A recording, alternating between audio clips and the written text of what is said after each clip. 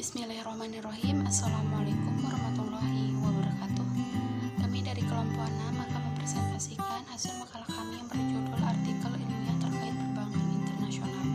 Sebelum menyampaikan materi, perkenalkan anggota kelompok kami dan saya sendiri atas nama Bayi Rabiatun Nadawiyah, NIM 1905022550, Eman Sari, NIM 1905022248, Tri Ramita Sari, NIM 1905022260, Bayi Ika Andriani, NIM 1905022268, Nurul Aulia Dewi, NIM 1905022255, dan Atika Idayanti, NIM 1905022258. Baiklah, saya sebagai pemateri pertama atas nama Rabiatun Nadawiyah akan menjelaskan tentang definisi perbankan internasional. Dalam pengertian paling dasar, perbankan internasional adalah semua jenis bank yang terjadi melintasi batas-batas internasional. Ini adalah praktik lama yang berasal dari Renaissance sebagai pemberi pinjaman meminjamkan uang kepada raja-raja asing. Di dunia kontemporer ini digunakan oleh individu dan perusahaan yang mencari kondisi perbankan yang menguntungkan di pasar global. Menurut Bank for International Settlement Committee on the Global Financial System, perbankan internasional adalah ketika sebuah bank yang berkantor pusat di suatu negara memberikan kredit kepada penduduk negara lain. Menurut Eric Davis, seorang peneliti senior di Institut Nasional Penelitian Ekonomi dan Sosial di Inggris, itu juga termasuk pinjaman domestik yang dibuat dalam mata uang asing, seperti ketika Bank Amerika mengeluarkan pinjaman kepada penduduk Amerika dalam euro, bukan dolar Amerika. Davis juga memasukkan simpanan yang dibuat ke bank asing, seperti ketika seorang Amerika menyimpan uang di bank Swiss atau Bahama. Sekian dari saya. Wassalamualaikum warahmatullahi wabarakatuh. Baik, di sini saya akan melanjutkan materi kedua, yaitu tentang strategi perbankan internasional. 1. R-Line International Bank. Perpanjangan tangan dari jaringan perbankan internasional terjadi bila bank domestik meneruskan misi perbankan internasional dari negara asalnya, menerima deposito falas, menyalurkan pinjaman internasional. Kedua, officer bank menerima deposito, menyalurkan pinjaman, menanam investasi. 3. Host country banking, jasa pelayanan negara lain lewat cabang dari bank induknya bersaing dengan bank lain ke bank lokal dengan mata uang lokal. Official center merupakan negara atau kota yang menawarkan berbagai kemudahan untuk menarik bisnis perbankan internasional yang melayani transaksi dengan klien domestik yang transaksi dalam valuta asing yang transaksinya didominasi mata uang asing maupun mata uang domestik. Klien domestik yang transaksinya didominasi dalam mata uang asing tetapi dicatat dengan negara lain. Sekian dari saya. Assalamualaikum warahmatullahi wabarakatuh. Perkenalkan, saya Bayi Andriani, NIM 1905022268. Dari sini saya akan melanjutkan materi tentang pusat keuangan internasional.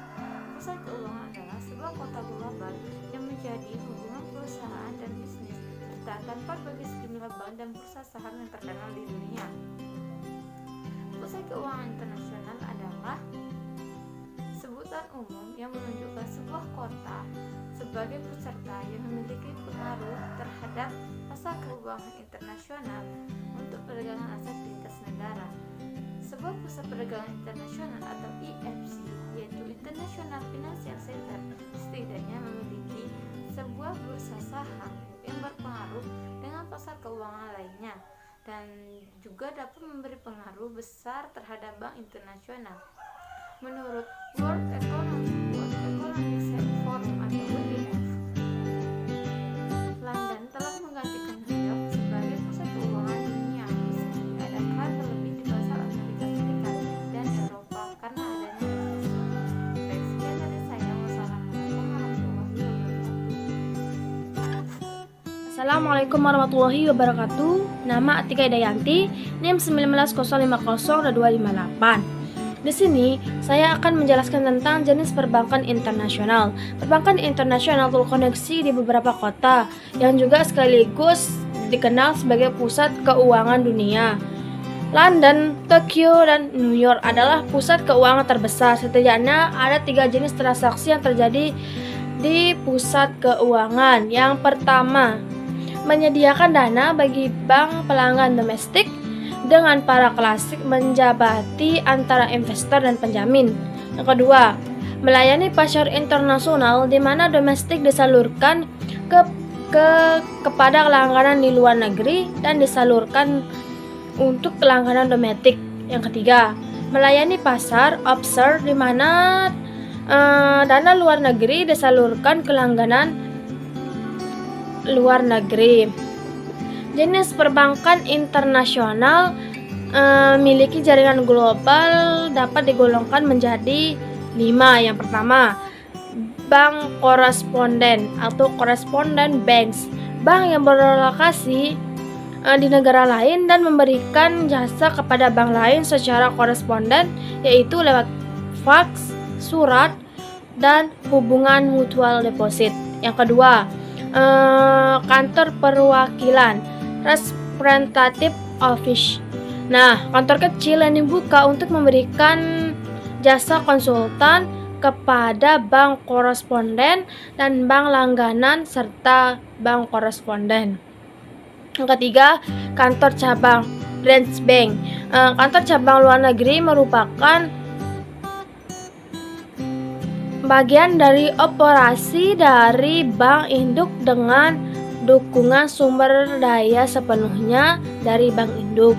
Dan yang keempat, backing subsidiaries merupakan bank yang terpisah namun dimiliki seluruh atau sebagian besar sahamnya oleh bank induk asing. Dan yang terakhir atau yang kelima, bank afiliasi atau affiliates, bank yang secara lokal terpisah dan dimiliki sebagian namun tidak selalu dikontrol oleh bank asing. Sekian, assalamualaikum warahmatullahi wabarakatuh.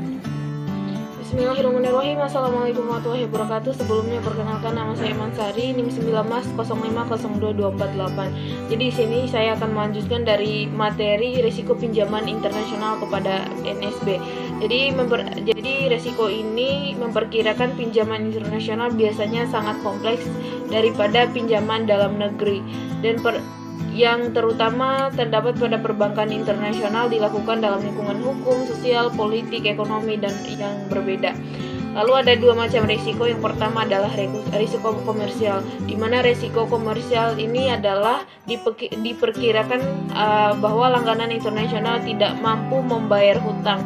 Lalu yang kedua ada yang namanya risiko negara, di mana risiko negara ini adalah menunjukkan peristiwa yang tidak diinginkan oleh suatu negara mempengaruhi kemampuan atau perusahaan pemerintah yang menjadi langganan dalam melunasi pinjaman.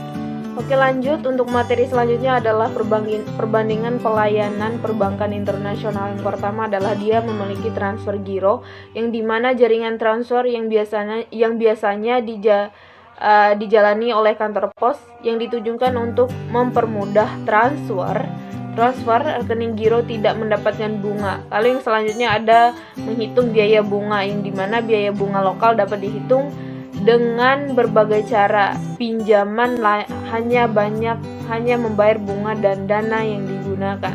Lalu selanjutnya adalah jasa-jasa yang ditawarkan bank yang beroperasi secara global melayani berbagai macam jasa sebagai bank lokal.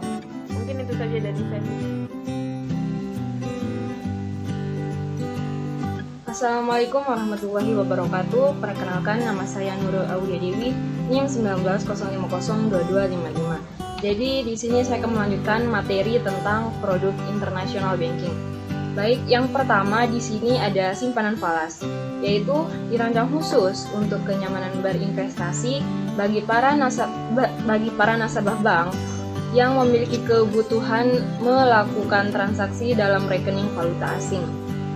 Lalu simpanan falas ini sendiri terdiri dari giro falas dan deposito falas. Nah, yang kedua ada transaksi falas atau foreign exchange. Layanan transaksi valuta asing bank dengan beragam produk dapat digunakan untuk melakukan transaksi jual beli valuta asing serta lindung nilai tukar yang fluktuatif.